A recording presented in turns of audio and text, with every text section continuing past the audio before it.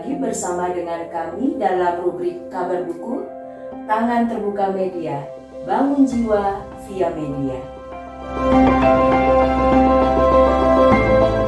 Tidak terasa, kita sudah memasuki minggu terakhir masa Prapaskah. Bagi umat Tuhan dan Sobat Media semua yang selama ini menjalani puasa Prapaskah, tentunya sudah tidak sabar lagi karena kita akan mencapai pada waktu akhir. Tetapi juga bagi saudara-saudara kita Muslim yang baru memulai puasanya, kiranya juga diberi kesabaran sampai masa akhir puasa tersebut.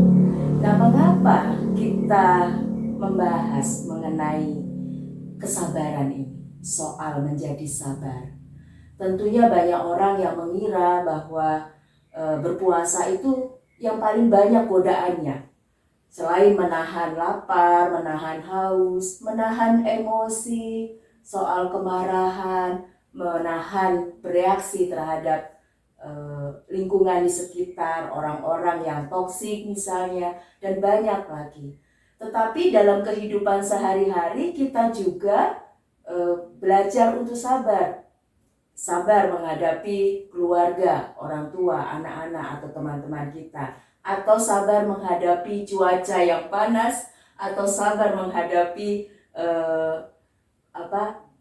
kemacetan di jalanan dan sebagainya. Jadi soal sabar itu tidak pernah lepas dari kehidupan kita, Sobat Media.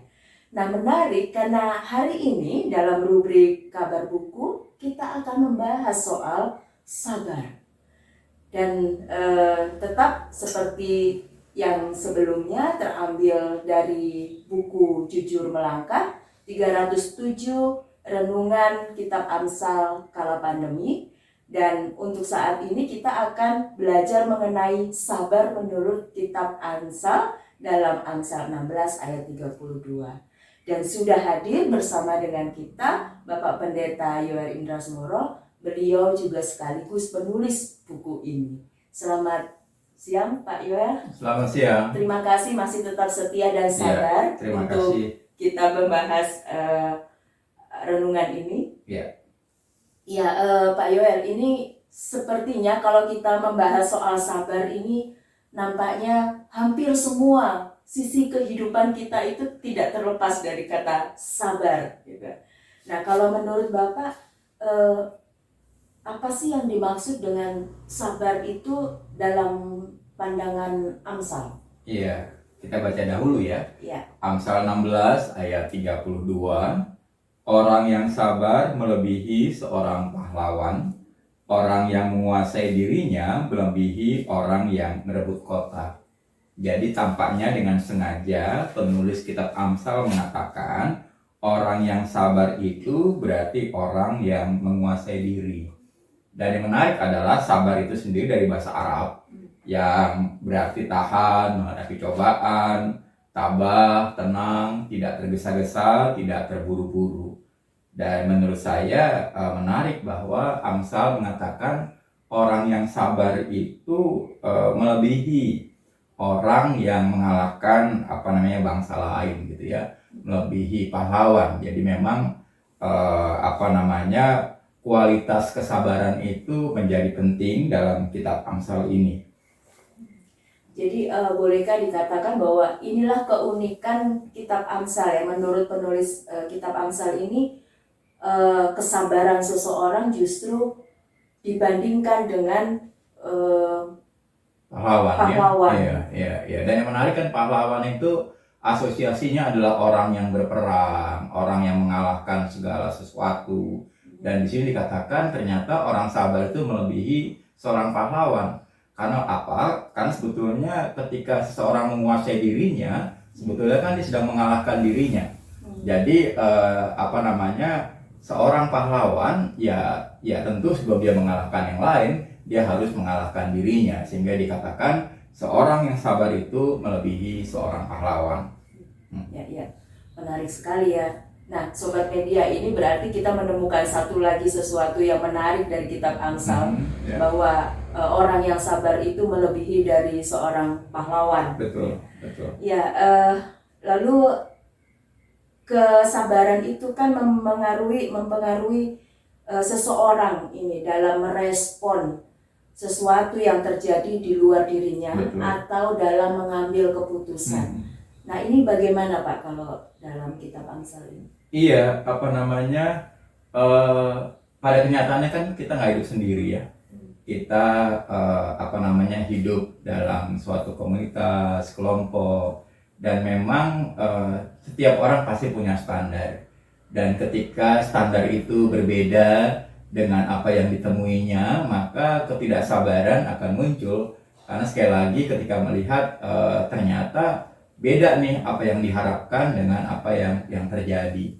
Dan ketika itu terjadi, maka seringkali orang malah jadi tidak sabar begitu ya. Protes itu adalah tanda ketidaksabaran gitu ya. Karena ketika seorang protes berarti dia apa yang terjadi berbeda dengan apa yang diharapkannya gitu. Nah, termasuk dalam setiap mengambil keputusan misalnya, orang kan selalu menasehati sabar, sabar dulu. Atau ketika menghadapi situasi yang dia tidak inginkan, orang akan mengatakan yang sabar ya.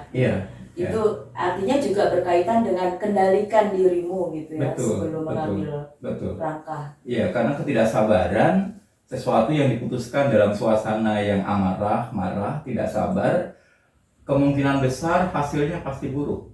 Karena kan dia tidak dalam keadaan yang normal. Sebetulnya kan ketika orang sedang marah, dia sedang dalam keadaan tidak normal. Dan ketika mengambil keputusan dalam keadaan tidak normal, sebenarnya risikonya besar.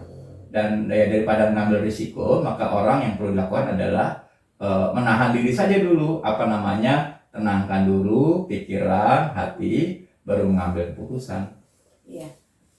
Ini Pak Yoel, saya pernah membaca satu artikel ya di sebuah majalah Psikologi Today. Itu mengatakan bahwa sebenarnya orang yang marah atau katakanlah yang tidak sabar itu ada sesuatu yang dia takuti gitu. Entah itu takut kehilangan ataukah takut haknya itu diambil atau ditindas orang. Nah ini gimana soal emosi dengan kesabaran ini, ada hubungannya enggak? Iya, saya rasa benar ya, ketika apa yang diharapkan tidak terjadi, maka normal manusia langsung memikirkan apa yang akan terjadi nanti. Ketika yang sekarang diharapkan itu tidak terjadi sesuai dengan yang diharapkannya, pasti akan ada sesuatu yang akan terjadi. Dan karena itu dia merasa perlu marah, merasa perlu menyatakan sikapnya. Dan ketika dia menyatakan sikapnya, sekali lagi itu hal yang normal ya.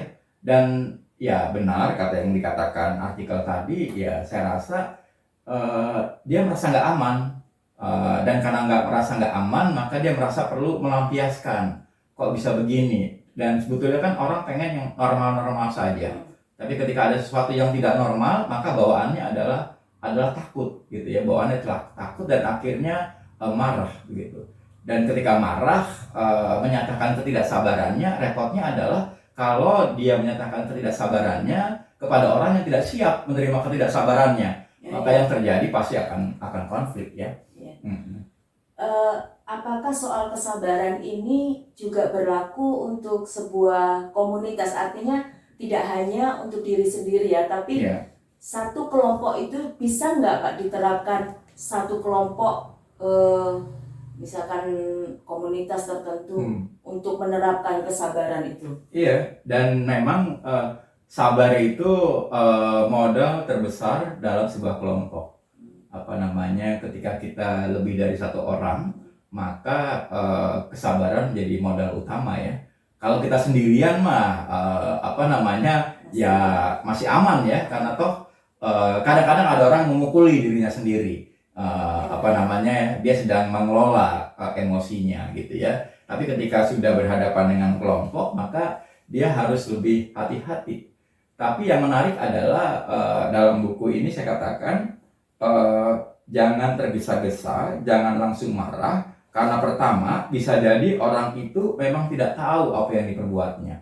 Jadi ketika kita marah, dia malah marah gitu kan, dia malah emosi, karena dia memang mungkin tidak tahu apa yang dilakukannya gitu ya. Lalu kedua, bisa jadi orang itu punya alasan yang tidak kita ketahui. Jadi ketika ada sesuatu yang berbeda dengan anggapan kita, lalu ketika kita marah, bisa saja dia punya alasan yang tidak kita ketahui. Jika alasannya masuk akal, tentulah kita akan jadi malu sendiri karena kita sudah keburu marah begitu ya. Dan yang ketiga adalah ini yang terpenting, kemarahan hanya akan membuat kita capek sendiri. Ya kan? Kemarahan itu membuat kita ya emosinya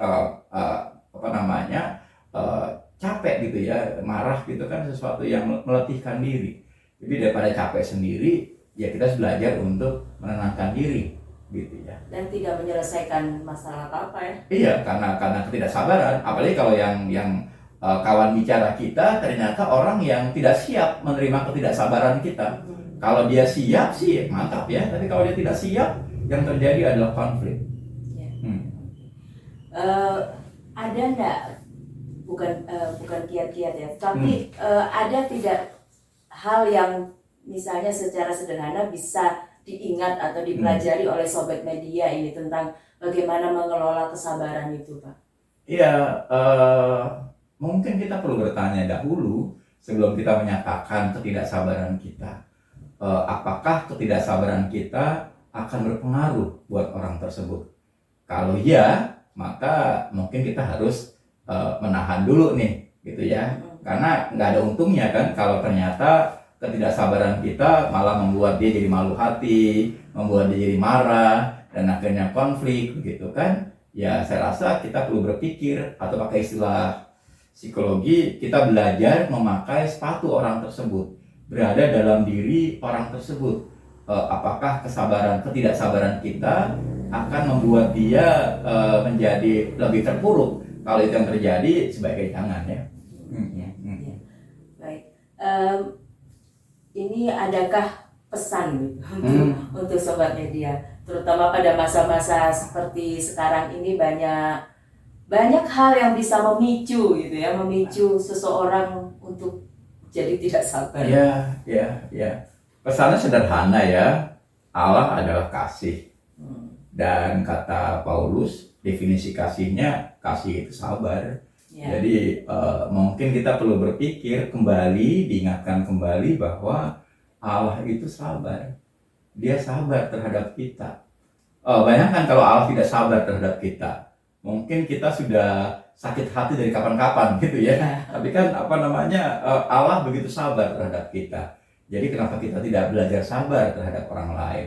Bahkan kadang-kadang kita juga perlu sabar terhadap diri sendiri. Ada juga orang yang menilai dirinya terlalu tinggi, sehingga ketika dirinya bersalah, dia malah nggak sabar, dia menyalahkan diri sendiri, merasa buruk di hadapan Tuhan. Dan saya rasa kita juga harus belajar sabar dengan diri sendiri. Aneh rasanya kalau kita sanggup sabar terhadap orang lain, tapi kita sendiri nggak sabar terhadap diri sendiri. Padahal kan diri sendiri itu adalah sahabat terdekat kita nih sebelum orang lain gitu ya. Baik, ini menarik sekali sobat media. Jadi soal kesabaran itu benar-benar menjadi pondasi yang kuat dalam hidup kita, dalam menghadapi orang lain.